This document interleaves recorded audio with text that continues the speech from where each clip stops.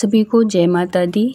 धार्मिक मान्यताओं के अनुसार माँ कूष्मांडा की सच्चे मन से पूजा करने पर साधक के जीवन से दुख और कष्ट दूर हो जाते हैं।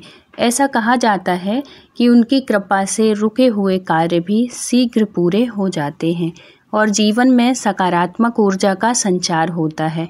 माँ कूष्मांडा का नाम इसलिए पड़ा क्योंकि उनकी मुस्कान कुसुमंड से ही संपूर्ण ब्रह्मांड की रचना हुई थी।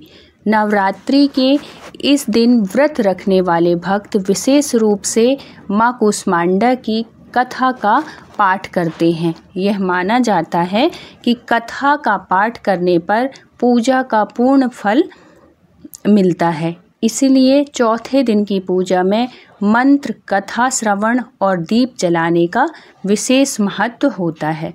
तो चलिए श्रवण करते हैं माँ कूष्मांडा की कथा।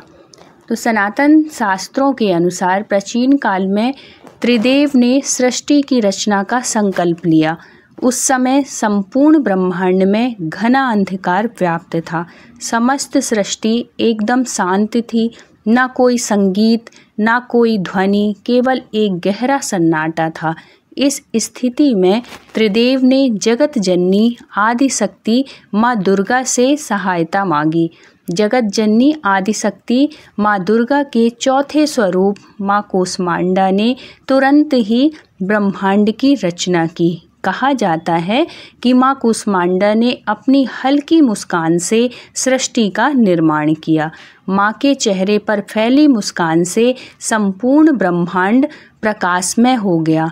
इस प्रकार अपनी मुस्कान से ब्रह्मांड की रचना करने के कारण जगत जननी आदि शक्ति को माँ कूष्मांडा के नाम से जाना जाता है। माँ की महिमा अद्वितीय है। माँ का निवास स्थान सूर्यलोक है। शास्त्रों के अनुसार माँ कूष्मांडा सूर्यलोक में निवास करती हैं। ब्रह्मांड की सृष्टि करने वाली माँ कूष्मांडा के मुखमंडल पर जो तेज है वही सूर्य को प्रकाशवान बनाता है। माँ सूर्यलोक के भीतर और बाहर हर स्थान पर निवास करने की क्षमता रखती हैं। अब जान लेते हैं कि माँ कूष्मांडा की पूजा करने से क्या मिलता है। तो माँ कूष्मांडा की पूजा करने से व्यक्ति को स्वास्थ्य, धन और सुख समृद्धि की प्राप्ति होती है। साथ ही मानसिक शांति और आत्मविश्वास भी बढ़ता है।